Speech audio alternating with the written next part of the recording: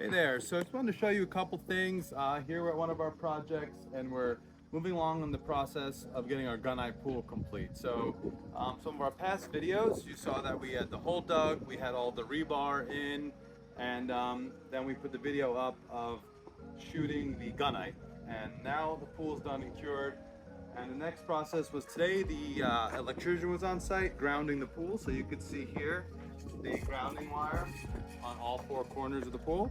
And what's going to happen is later these will get bent over and all this will be buried in the edge of the coping and the pool patio.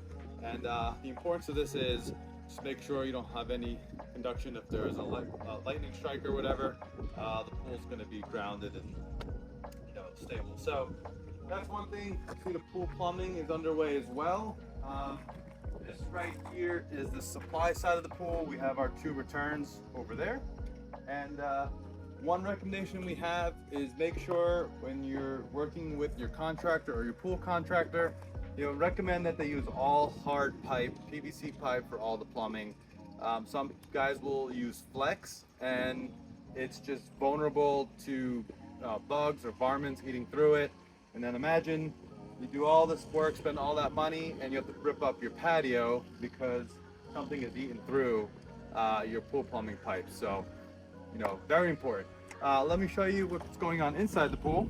So this was a unique pool because if you look over there, you can see we have the water. So we have very, very strict setbacks when it comes to our pools here in the Hamptons. So right now, this pool was the largest we can fit on the water side. Luckily, because we have a bulkhead, we were able to get that.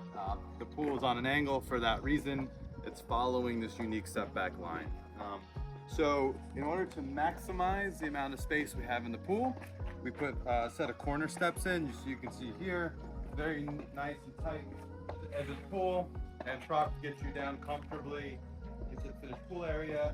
We did a 4 foot to 6 foot approximately transition from shallow end to deep end.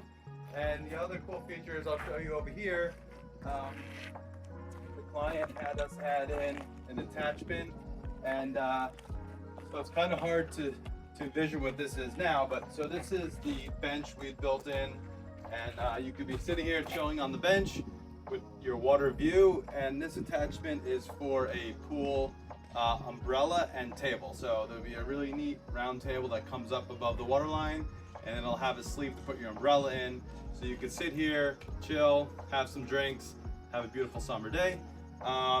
So when building your pool, working with a contractor, make sure you think of some of these things. They might not be something you think about when it comes to the plumbing, but they are very important.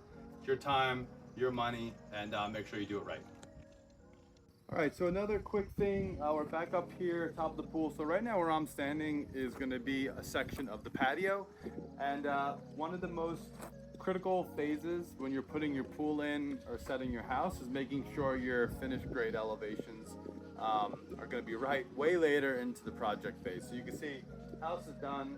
Now we're setting our patios, but because we set the house at the right height and the pool, our patio is going to fall perfectly in line with the house and the door, making it so we don't have a huge step out.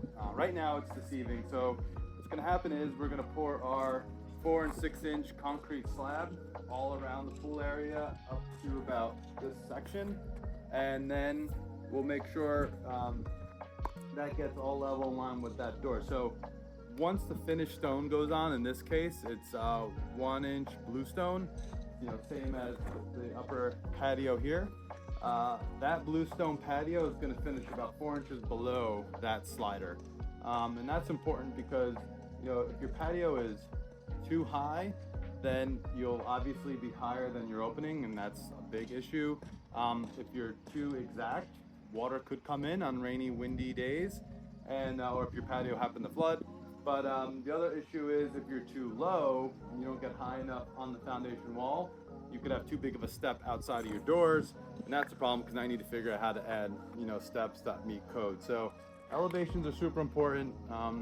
Make sure you get those right up front, and that's going to make sure your patios also lay out really well with your finished product.